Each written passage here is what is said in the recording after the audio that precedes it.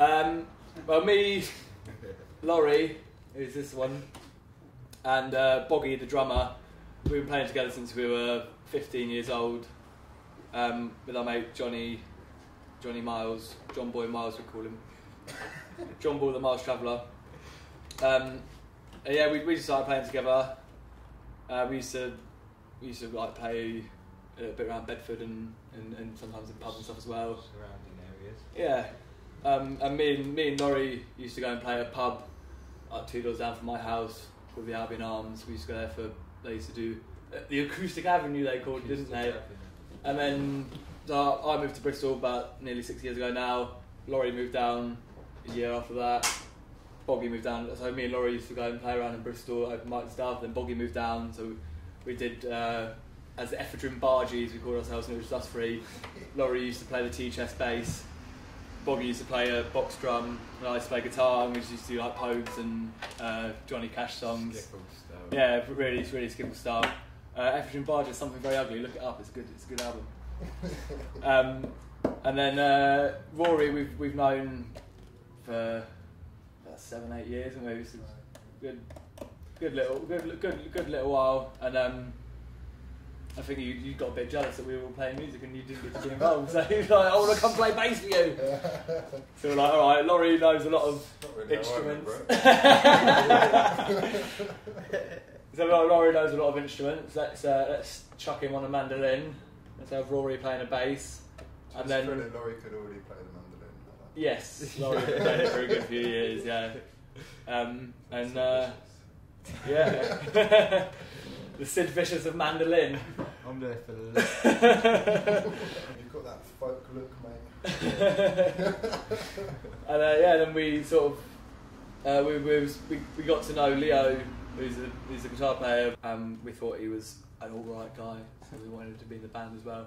And so yeah, as we are now, we've been going for what, 2, 3? Getting on 3 years as we are now, 5-piece. I learned to sing and play the guitar and listen to both songs. That's how I learned to play. But I think what makes the band really good and what makes us all the songs sound diverse is the fact that everybody in the band has got different musical influences and comes from different points of view and thinks about it in different ways. So I'll come up with a song, I'll come up with the lyrics and a basic chord progression to go with that, and then I'll bring it to the rest of these guys, and it will just become something completely different. Everyone has an equal input into how that song eventually sounds. I always come to the band with at least a fully formed lyric set. The words never change. I'm not precious about my words, but no, the words are kind of my thing. I like words. I like doing words. What's helped as well has been recording, whether it's been actually officially recording or just on a little Zoom recorder or something, and actually hearing it back, or people posting videos of us playing live, because having sort of taken a step out of it and listening to it again, you can take stock a little bit and see what works and see what doesn't. So the song's always liable to change, even if the lyrical content isn't. I think that's why we. Like songs that we've been playing since we actually started the band, we still rehearse as hard as any songs that are new, because they always still do change. Like you don't necessarily know when they're gonna change.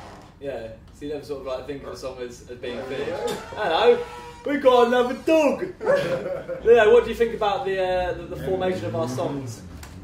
overrated. Me too. It's very early days still. Okay. It is, yeah. It's I don't want to say it's fetal sort of stages. It's just a bit of semen coming out of the end of a penis at the minute. That's a little bit graphic. Is it? Sorry. A little bit graphic. Pre or post watershed? It's the internet, there's no watershed. Doing it the way we are is very different to our the Milkman EP that we did a year or two ago with Scott up at USB in Easton. We had a definite time constraint on us then, whereas we don't so much now. You know, we've got to sort of like time everything together and make sure everyone's available. Summertime isn't the best for that because everyone's off doing different things with festivals. So Boto Bash the Horse Drawn Camp up there in Redditch. Yeah. We were at Beard Theory. Derbyshire. Yeah. In May.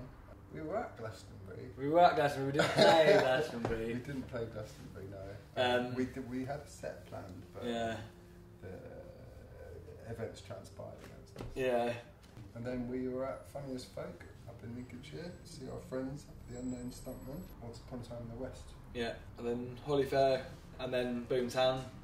You go after. And then the other one is Something Else in the Dean, which is the last one, which is the last weekend in September. So it's been fairly busy. Yeah. It's been busy enough to keep us happy, but also busy enough to keep our girlfriends happy. In terms of meeting people and making contacts, it's been fantastic because it is a big city, but it's also a very small city in that respect. So we met some great people along the way. A lot of time for live music. Yeah, I'd say so. The ideal situation for anyone in the band is to be able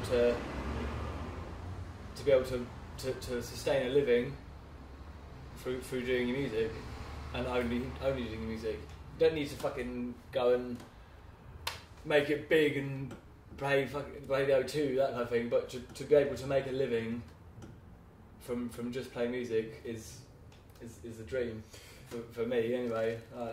Yeah, I mean, I'm personally of split sort of mind about that. It would be an ideal situation, but I don't know whether that would take any fun out of what we do. To actually think about it as a day job. So maybe we should have talked about this before. What's the party line? Someone's out of the band. I don't know if it's me or you. One of us is out of this fucking band. We have different gigs and different experiences, but if you can sort of make a connection with somebody, it's perfect, isn't it? No, I want money. If they can give you money, Give a shit about connections. Give me the cash. Give me a £5 note or more, I'll be happy. Then we'll talk. I don't care if they like it or not. Give me some cash.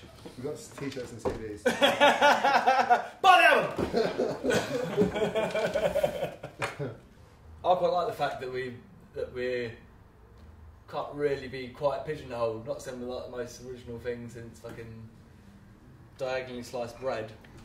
But I quite like the fact that it's not quite folk, it's not quite punk, it's not quite ska, it's not quite anything. I don't think you ever come up against anything like. I don't think we've ever been denied gigs that we want to have because we're not quite anything. But I think that's good fun. It might not be everyone's cup of tea, but yeah, but then fuck them. I wasn't going to say exactly. Well, next year we're going to do the psychedelic phase, aren't we? Yeah. Rory's gonna play his bumhole. I'm already like growing a banjo. I'm growing my hair already, and I've got loads of tie dye and shit. It's gonna get a bit trippy, and hopefully we're not too late.